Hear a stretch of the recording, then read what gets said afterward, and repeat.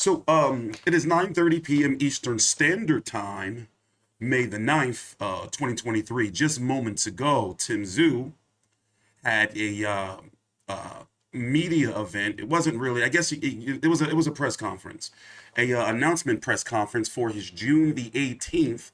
It's going to be a Sunday afternoon fight over in that's Sunday afternoon for you guys over there, right? Sunday. That is correct. Yep, Sunday afternoon. Yeah, and Sunday afternoon, June the 18th, on main event pay-per-view over in Australia and the Oceanic territories. Here in the States, it's actually going to be primetime Showtime again. And how many fights have Tszyu had on Showtime now? Is this the third or is the fourth? The first one was Jermell Harrison. So and then, this will be the third. So before we really get into who he's going to be fighting, this guy right here, Carlos Ocampo, who I first saw and actually covered that event, sent somebody to that event at 147. Errol Spence knocked him out in the round. He was Errol Spence's mandatory after Errol Spence, the first mandatory after Errol Spence had beat Kell Brook. Recently, he fought Sebastian Fundora before Sebastian Fundora's last fight when he was stopped by Brian Hernandez. Let me make sure I got the name right. Oh, I always get them. Brian Mendoza, excuse me. So I guess what I'm going to say is, before we listen to what Tszyu had to say about Charlo, is that I can say, looking at the resume, and I did have a chance to go back and actually look. I have it here on the screen. He is arguably, can't even say arguably, I'm going to say, go out there and say he is the hardest puncher that Tszyu has faced. Not the most skilled, but when it comes to power, for example, 34-2 with 22 KOs, only was stopped once by Errol Spence. 27-year-old, hard, gritty, Mexican, straightforward, come-forward fighter. But let's go listen to what Tszyu had to say about the Charlo fight, which is the fight that we really all want to see. And he's saying that it's being talked about, and they're going to be putting that fight together for the end of the year. But here's what he had to say. Take a time out, like the video, subscribe, follow me on Twitter at TstreeTCONTROVERSY and Big J at Old Mate Big J, which you can see right there at the bottom of the screen. Let's listen to this. He's on honeymoon. He's off to Vegas. He's getting smashed. You know, there's a difference. And when we do meet, it's going to be trouble, not for me, but for him. Is he going to fight you? That's the question you got to ask him, man.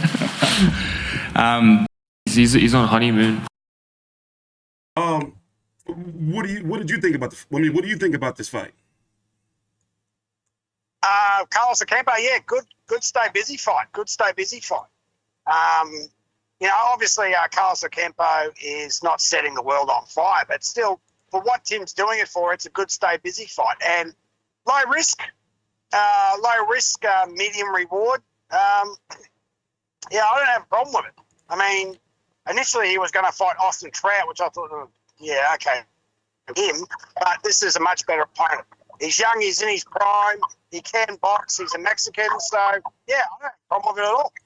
Yeah, I'm glad that he's not letting the PBC shenanigans, even though Charlo is injured, but they have a reputation for not keeping their fighters active. I'm glad he hasn't been falling into that. Even though it is risking his undisputed shot, because as Jeff Finnick was talking about, and we talked about it as well, there is a lot of fighters that would just not fight and wait, and just look how long he would have been waiting, and letting that ring rust build up. So, and he's fighting quality, competition, maybe competition that other fighters have beaten, like Charlo and Errol Spence and Sebastian Fundora, but nonetheless, top-ranked, rated guys. Now, those rumors were circulating around that it was Austin Trout he was going to fight, and Austin Trout a couple of weeks ago on the Bare Knuckle Fighting Championship pay-per-view, he was talking about he had a fight in the works, but he said it was politics. That was, boxing politics, somewhere along those lines. And then Tszyu at the press conference during the post-interview with Jeff Finnick, he was saying like it's a lot of politics in the sport. But the question I'm going to ask you is, do you really think that Charlo wants to fight him? No, I don't think he does. I think that Harrison fight as put a bit of worry into him. So, because Charlo can be beat, and Charlo has been beat. Yeah. I mean, Castagno clearly beat him in the first fight.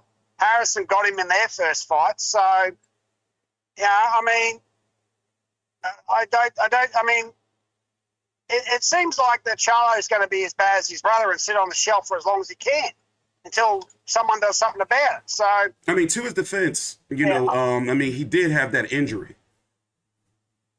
yeah, but how long ago was that? Yeah, and it is looking like the fight's going to. I have faith that the fight is going to happen at the end of the year, because Tszyu, he's not just a fighter that's just going to be blowing smoke and saying shit. So he did say that something is in the works, and it's looking like it's going to be at the end of the year. Well, I mean, you think that, sooner or later these sanctioning bodies are going to get sick of Charlo holding up the belts and start stripping him. Yeah, for real. And then, So, I mean, it's not the WBO. The IBF must be sick of him by now, for sure. Yeah, because all these fighters, they can like sue the sanctioning bodies because their careers are being held up. And we already got mandatories galore. You got Brian Mendoza, who's the WBC mandatory. I forgot who's the WBA. Let me check real quick. At 154, Israel Madrimov, WBA mandatory. Yeah, Israel Madrimov. Bakram Murtazaliev, he's been mandatory for 3+ years now for the IBF, taking step-aside money, fighting in dark matches. And Tszyu is the actual WBO interim champion, the mandatory. So, whoever wins between Tszyu and Charlo, when they do fight, they have no voluntary defenses. Like there's going to be mandatories. So that's right. At this point in time, do you feel that Tszyu has a better chance to beat Charlo than he has before? Oh, absolutely. Do you think that he can beat Charlo? Yeah, because the longer Charlo's sitting on the shelf and Tim just keeps fighting, I mean, 6 months ago, I said there's no way in hell Tszyu's going to beat Charlo. Charlo will destroy him inside of 3 rounds. Yeah. But after, 15 months of inactivity, right? When did he fight last? October 2022? Yeah. Is that right? Give or take. Let me check right now. Right now.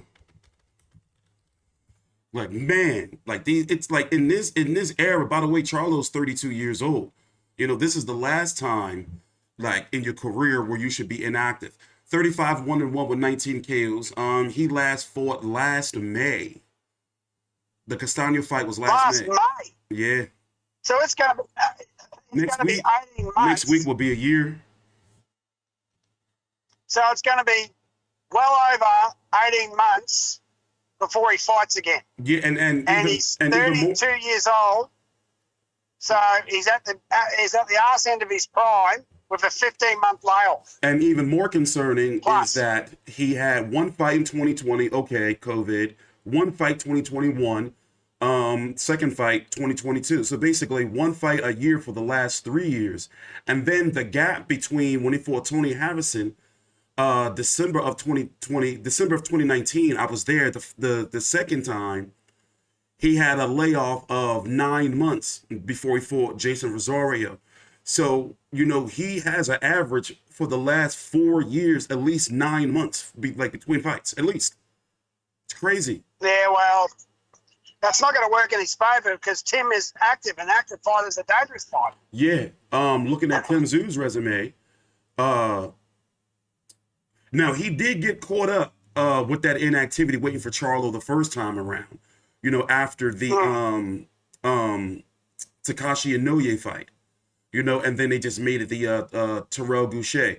But, relatively active, 3 fights in 2021, basically 4 fights between December of 2020 to November of 2021. Now, he has slowed down a little bit because at the end of the day, he's only had 1 fight in 2022, waiting around for Charlo.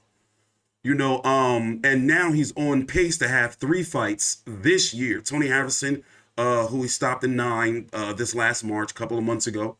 He's going to be fighting June the 18th against Ocampo, and then Charlo at the end of the year. So, what Well, what we're missing is Charlo getting in the ring. That's all we're missing. Yeah, and Charlo's out here calling out Canelo. There's a new clip of him on Instagram calling out Canelo. Jermell Charlo. What, Jamal or Jamel? Jermell Charlo. Here, let's see. I'm going to play it. It's only 49 seconds. Let me hear what he has to say because it was just uploaded to Twitter about 6 minutes ago. Why they don't make Canelo fight Undisputed? Tag Eddie Hearn. Undisputed versus Undisputed. Fuck it. I'm 150. I gained a little weight. Canelo. Yeah, Canelo. Not Eli and Kobe. Canelo. Like, nigga, don't fuck with me, nigga. Like, for real. Let me show y'all what it is. Why y'all don't make Canelo versus Charlo? Fuck y'all talking about, nigga. Somebody put that shit together. Lil Charlo will fight anybody. Nigga, I ain't never done no smoke, nigga. Undisputed versus Undisputed. That could be a big thing in boxing. Fuck it, nigga. That bitch can't beat me with that shit. His last performance, that bitch can't beat me. Motherfuckers. Stop playing. By the way, looking at this clip, it makes me go back to what Tszyu said at the press conference that, you know, he's over in Vegas getting all smashed up because he looks drunk right here, you know? And, you know, you can clearly see he's not, like, taking Tszyu seriously. Well, there's his first mistake. Yeah. So, I mean, you know, I'm losing a lot of respect for the Charlo brothers because at one point they were the brothers of destruction. Yeah. Now they're just duckers. You might as well, you know. And the sad, bloody hell. I mean, the sad part about it what is are they going to do? Friggin' the sad part about it is when it comes to Jermell, it's like, you know, he gets this momentum from that beautiful performance he had against Castano. And, you know, then he just disappears, kind of like Keith Thurman. But yes, once again, he is injured. But before, he wasn't injured, you know? Well, that's right. I know I've had hand injuries and they take forever to heal if they ever heal at all. Yeah. So, especially the older you get. but, you know, how long do you want on the shelf? So, yeah. And that's going to be December, damn. You know, if they fight. You know? Well, that's not gonna work in Charlo's favor. So as time goes on, of course, with all Tszyu fights, we're going to be doing full coverage. So far, we do know that we have Sam Goodman and the return of Liam Wilson on the undercard. What do you think about those two fighters being on there? Yeah, good, real good. Good to see that Liam's not dwelling over his loss against Emmanuel Navarrete. Yeah, spirited just performance. Get back in there. It's the best thing that you can do is like, well, okay. Yeah, I got caught. I let it go by the way. I let him off the hook. Well, get back in there and don't let it happen again the next time. Mm-hmm. So, you have Sam Goodman taking on Rais Aleem. That's going to be a very good fight. That's an IBF eliminator. That's an IBF, like, it's looking like it's a final eliminator. That's a very good fight. I don't remember. I have seen him fight before, but how do you view Sam Goodman?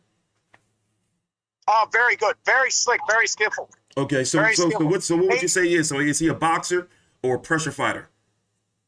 No, he's a boxer. He's okay, a boxer. All right. The thing is that with Sam is that he wins by UD, but you'd like to see more knockouts. Okay. He's definitely a fighter that will outwork you and get the job done, but I'd like to see more knockouts on his resume. Mm-hmm. So the last couple of guys he fought, he probably should have knocked out, but he just got the wins. So, but yeah, you can clearly see that he certainly got something there. Yeah, and Liam Wilson, by the way, if I didn't mention it, he's taking on Eduardo Ramirez. He fought Pitbull Isaac Cruz.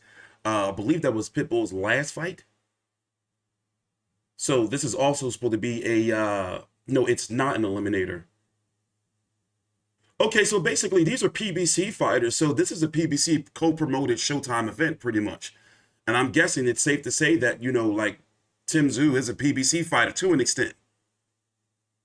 Well, certainly affiliated with him. Yeah, because remember, we used to talk about like how he had to align himself with a network over here to be able to get like, you know, like televised. And this is now his third fight with PBC. Yeah, exactly. I mean, if he wasn't with PBC, he'd still be fighting, you know, domestic level competition. So yeah. PBC has been a good thing for him. Correct, because Ocampo is a PBC fighter. Yeah. Yep. Yeah. So, all right. Closing thoughts. Oh, I'm very happy to, that he's got another fight. He's got a good fight. I mean, Australian boxing's going, gunbusters at the moment. I mean, we've got Jason Maloney's world title fight this weekend. Andrews next week. Dennis Hogan. It's finally Tim's starting to got his pick back fight. up again. It was stagnant for a little while.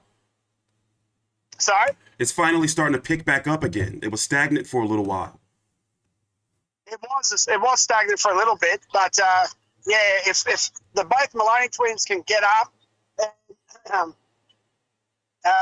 Dennis retains his title and Tim wins, which he most likely will, and George gets up, we're going to have which I don't think's ever happened.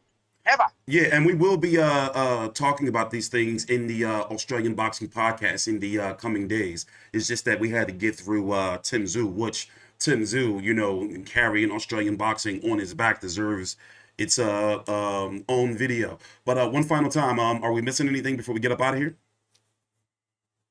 No. We've got the podcast to cover all the things that we're going to cover. So lots of subjects there. Zarafa's next fight. What else? The Maloney twins, George. Yep, we'll talk about Dennis. we'll go all into to detail. We'll cover everything on the podcast. But thanks for watching. Please subscribe, and see you guys later.